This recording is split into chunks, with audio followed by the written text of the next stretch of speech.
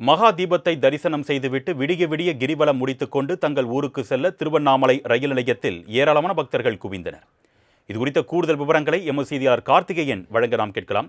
வணக்கம் கார்த்திகேயன், கூடுதல் ரயில்கள் இயக்கப்பட்டதாக சொன்னதே போதுமான அளவு இல்லையா? பக்தர்கள் என்ன கோரிக்கை விடுக்கிறாங்க? விவரங்கள்.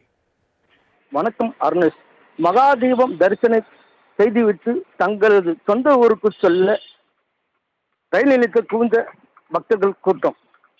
ரயில் வந்தவுடன் ஒரு போட்டி போட்டுக் கொண்டு ரயிலில் ஏறி பயணம் செய்தனர். பஞ்சபூத ஸ்தலங்களில் அக்னி ஸ்தலமாக விளங்கும் திருவண்ணாமலையில் ஒவ்வொரு ஆண்டும் கார்த்திகை தீப திருவிழா 10 நாட்கள் வெகு விமர்சையாக நடைபெறும்.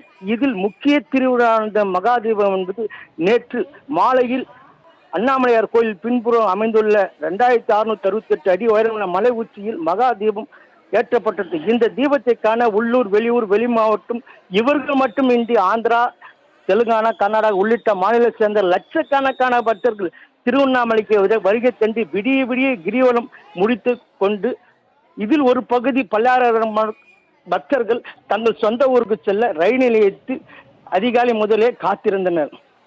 அப்போது விழுப்புரத்தில் இருந்து திருவண்ணாமலை வழியாக காட்பாடி மற்றும் திருப்பதி செல்லும் பயணிகள் ரயில் வந்தவுடன் ஒருவருக்கு ஒருவர் போட்டி போட்டுக் கொண்டும் முண்டி அடித்துக் கொண்டும் ரயிலில் பயணம் செய்தனர்.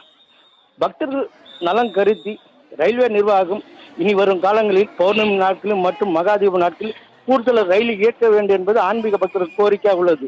அப்படிப்பட்டிருக்கும் போது நேற்று மகாதீபத்தில் சிறப்பு ரயில்கள் இயக்கப்பட்டாலும் குறித்த நேரத்தில், அதாவது பக்தர்கள் சாமி தரிசனம் அடிக்கடி ரயில் வர வேண்டும், அப்படி இல்லைன்னா அந்த வரும் ரயில்களில் கூடுதல் பெட்டி இயக்க வேண்டும் என்பது இந்த ஆன்மீக பக்தர்கள் கோரிக்கையாக உள்ளது. அருணேஷ்.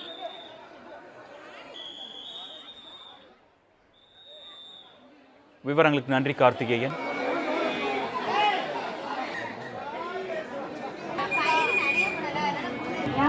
गाड़ी संख्या 1